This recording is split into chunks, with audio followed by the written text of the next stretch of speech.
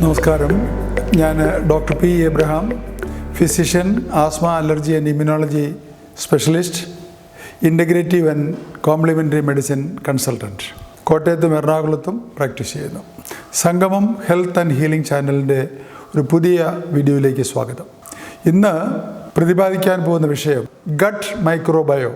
നമ്മുടെ കുടലിൽ, പ്രത്യേകിച്ച് വൻകുടലിൽ വളരുന്ന ബാക്ടീരിയകളെ പറ്റിയാണ്. പലർക്കും അറിയാൻ പാടില്ലാത്തൊരു കാര്യമാണിത്. അത് നമുക്ക് വളരെ ഗുണം ചെയ്യുന്ന ബാക്ടീരിയകളാണ്. പിന്നെ നമ്പർ കേട്ടാൽ തന്നെ നമുക്ക് അതിശയം തോന്നും. ഏതാണ്ട് 40 ട്രില്യൺ ബാക്ടീരിയകൾ ഉണ്ടെന്നുള്ളതാണ് ഏകദേശം ഒരു കണക്ക്. 40 ട്രില്യൺ, 0 ഇട്ട് കഴിഞ്ഞാൽ നമുക്ക് തീരുകയില്ല. ഈ 40 ട്രില്യനാണ് നമ്മുടെ ഒരു ബോഡിയിൽ ഉള്ള കോശങ്ങളുടെ ഉണ്ടോ, അത്രയും ബാക്ടീരിയകൾ നമ്മുടെ കുടലിലുണ്ട്. അതിൻ്റെ തൂക്കം പറയുന്നത് ഏതാണ്ട് 2.5 കിലോ നമ്മുടെ കുടലിൽ ഈ ബാക്ടീരിയ കിടപ്പുണ്ട്. 2.5 കിലോ. ഇതിലാണ്ട് 85% ഫേവറബിൾ, നമുക്ക് ചില ഒത്തിരി ഗുണങ്ങൾ ചെയ്യുന്നു. വൈറ്റമിൻസ്, ചില പ്രത്യേക ന്യൂട്രിയൻസ് എല്ലാം നമുക്ക് സൃഷ്ടിച്ചു തരുന്നതാണ് അവർ. അപ്പോൾ ഇതിൻ്റെ ആരോഗ്യം വളരെ പ്രധാനപ്പെട്ടതാണ്. ഒരു പൂർണ്ണ ആരോഗ്യത്തോടെ ഇരിക്കേണ്ട ഒരു വ്യക്തിക്ക് ഈ മൈക്രോബയോം എന്നാണ് പറയുന്നത്. ഗട്ട് മൈക്രോബയോ എന്നാണ് ഇതിന് ഇംഗ്ലീഷിൽ പറയുന്നത്. ഈ ബാക്ടീരിയയുടെ ആരോഗ്യം, ഇതിൻ്റെ വളർച്ച, അതിൻ്റെ സന്തുലിതാവസ്ഥയെല്ലാം ഒരു ആരോഗ്യം ആഗ്രഹിക്കുന്ന അല്ലെങ്കിൽ ആരോഗ്യമുള്ള എല്ലാ വ്യക്തികൾക്കും ഇത് മെയിൻറ്റെയിൻ ചെയ്യേണ്ടതാണ്. എന്തൊക്കെയാണ് ഇതിനെ നശിപ്പിക്കുന്ന, ഈ ബാക്ടീരിയയുടെ ഗ്രോത്തിനെ അല്ലെങ്കിൽ ഈ ബാക്ടീരിയയുടെ കൗണ്ടിനെ നശിപ്പിക്കുന്ന ഘടകങ്ങൾ എന്നുള്ളതാണ് നമ്മൾ ഇന്നിവിടെ പരിശോധിക്കുന്നത്. നമ്മൾ പലരും നോർമൽ എന്ന് വിചാരിക്കുന്ന പലതും ഇതിനെ എതിരായിട്ടാണ്. ഇത് ഇല്ലാത്തതുകൊണ്ടാണ് ചിലപ്പോൾ നമുക്ക് പുളിച്ചുകെട്ടൽ, അല്ലെങ്കിൽ ഗ്യാസ്, ദഹനശക്തി കുറവ്, എപ്പോഴും വയറിലുള്ള അസ്വസ്ഥത, ഇതെല്ലാം ഇതുമായിട്ട്, ഇതിൻ്റെ ആരോഗ്യമായിട്ട് ബന്ധപ്പെട്ടതാണ്. അപ്പോൾ ഇതിനെപ്പറ്റിയുള്ളൊരു അറിവ്, ആരോഗ്യം പൂർണ്ണതോതിൽ മെയിൻറ്റെയിൻ ചെയ്യണമെന്ന് താല്പര്യമുള്ളവർക്കൊക്കെ ആവശ്യമുള്ളതാണ്.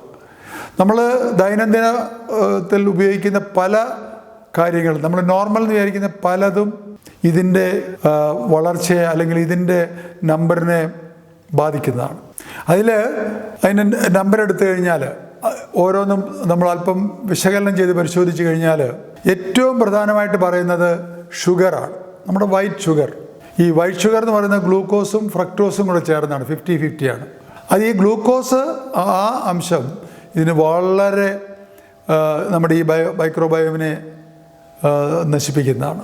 അതിൻ്റെ ഗ്രോത്തിനെയും അതിൻ്റെ വികസനത്തെ എല്ലാം നശിപ്പിക്കുന്ന ഏറ്റവും പ്രധാനം. അപ്പം ഒരു സൈഡിൽ കൂടെ നമ്മുടെ ആരോഗ്യത്തെ പല രൂപത്തിൽ അത് കാർന്നു തിന്നുന്നു. പ്രത്യേകിച്ച് നമ്മുടെ ഷുഗറിനുള്ള, ഡയബറ്റീസിനുള്ള ചാൻസ് ഉണ്ടാക്കുന്നു, നമ്മുടെ പ്രതിരോധ ശക്തി കുറയ്ക്കുന്നു. ഇതെല്ലാം കൂടാതെ ഈ ഗട്ട് മൈക്രോബയോമിനെയും ഇത് നമ്പർ കുറയ്ക്കുകയും അതിൻ്റെ ഈ പ്രത്യേകിച്ച് ഞാൻ പറഞ്ഞല്ലോ 15% നമുക്ക് വേണ്ടാത്ത പത്തോളജിക്കൽ മൈക്രോബയോം, അതിൻ്റെ കൗണ്ടിനെ കൂട്ടുന്നതിനും ഇത് സഹായിക്കും. രണ്ടാമത്തത് വറുത്ത് പൊരിച്ച സാധനങ്ങൾ. നമ്മളെല്ലാവരും ഇന്ന് സ്ഥിരമായിട്ട് മലയാളി, പ്രത്യേകിച്ച് 4 മണിക്കോ എല്ലാം ഏത്തയ്ക്കാപ്പം, വട, അല്ലെങ്കിൽ പരിപ്പ് വട, ഇതെല്ലാം വറുത്ത് പൊരിച്ച എല്ലാ സാധനങ്ങളും ഇതിൻ്റെ കൗണ്ട് വളരെയധികം കുറയ്ക്കുകയും അതിൻ്റെ ഉൽപ്പാദനത്തെയും അതിൻ്റെ വ്യാപനത്തെയും വളരെയധികം ബാധിക്കുന്നതായിട്ടാണ്. അതുകൊണ്ടാണ് പലർക്കും അറിയാം, നമ്മൾ ഈ വറുത്ത് പൊരിച്ചതെല്ലാം കഴിച്ചു കഴിഞ്ഞാൽ അധികം താമസിക്കാതെ തന്നെ നമുക്ക് ദഹനശക്തി കുറയുന്നതും ഗ്യാസ് കെട്ടുന്നതും ഇൻഡസ്ട്രീൻ്റെ പ്രവർത്തനം വളരെ വീക്കായിട്ടും വരുന്നതാണ് നമ്മൾ കണ്ടിട്ടുണ്ട്. മൂന്നാമത്തത്, മലയാളിക്ക് പ്രത്യേകിച്ച് ഇന്ത്യയിൽ ഏറ്റവും കൂടുതൽ മദ്യം കൺസ്യൂം ചെയ്യുന്ന സംസ്ഥാനം കേരളമാണ്. മദ്യം, ഏത് രൂപത്തിലുള്ള മദ്യവും ഈ ഗട്ട് മൈക്രോബയോമിനെ വളരെ കാര്യമായിട്ട് ബാധിക്കുന്നതാണ്. അല്ല, നമ്മൾ പലരും പണ്ട് ഞങ്ങളൊക്കെ MBBS പഠിക്കുമ്പോൾ ഞങ്ങളുടെ ടെക്സ്റ്റ് ബുക്കിൽ എഴുതിയിട്ടുണ്ട്, A peg or 2 of whisky is very good for health, അല്ലെങ്കിൽ ഹൃദ്രോഗം വരാതിരിക്കാൻ വളരെ നല്ലതെന്നൊക്കെ പറയുന്നുണ്ട്.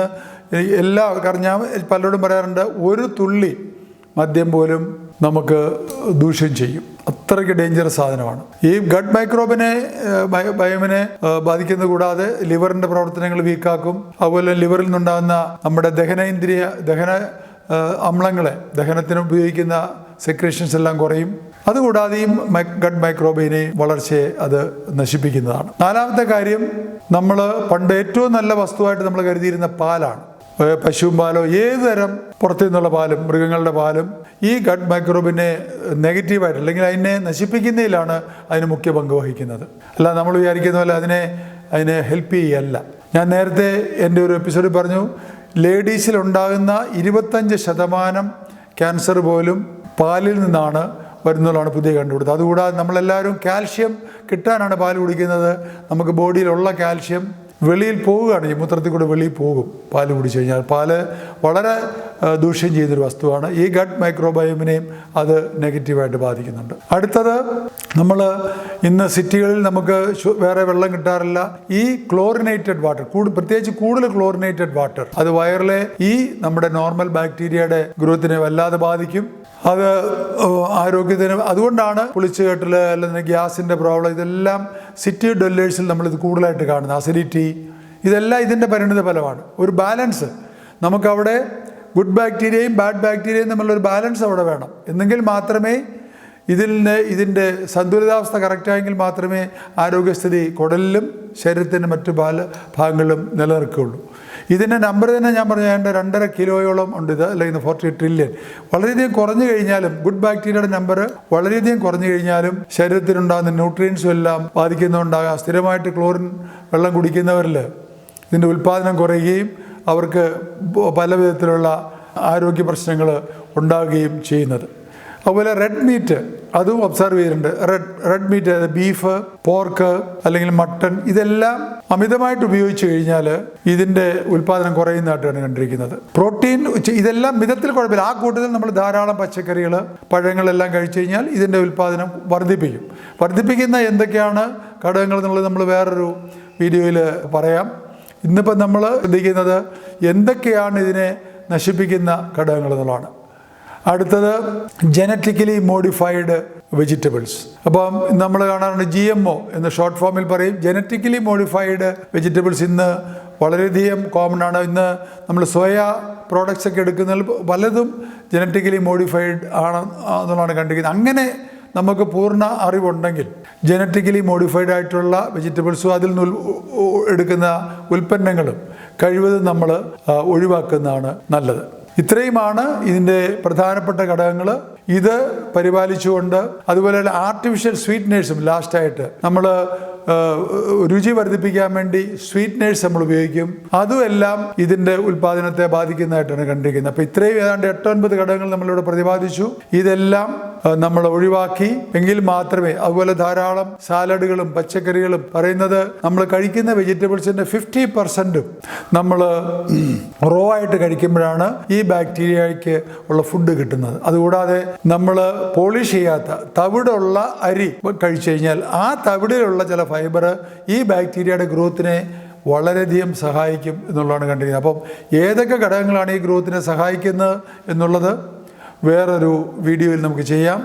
ഇന്നത്തെ ഈ വിഷയം നിങ്ങൾക്ക് ഇഷ്ടപ്പെട്ടു എന്ന് വിചാരിക്കുന്നു. സംഗമം ഹെൽത്ത് ആൻഡ് ഹീലിംഗ് ചാനൽ നിങ്ങൾ ഇതുവരെ സബ്സ്ക്രൈബ് ചെയ്തിട്ടില്ല എങ്കിൽ സബ്സ്ക്രൈബ് ചെയ്യുക. നിങ്ങളുടെ ഫ്രണ്ട്സിനോടും മറ്റുള്ളവർക്കും ഇതിനെപ്പറ്റിയുള്ള അറിയിപ്പ് കൊടുക്കുക. അതുകൂടാതെ ഒരു ബെൽ ബട്ടൺ കൂടെ അമർത്തി കഴിഞ്ഞാൽ ഈ വരാൻ പോകുന്ന അല്ലെങ്കിൽ ഇട്ട് കഴിയുമ്പോഴത്തേന് അതിനെപ്പറ്റിയുള്ള അറിയിപ്പ് നിങ്ങൾക്ക് ലഭിക്കുന്നതാണ്. നന്ദി, നമസ്കാരം.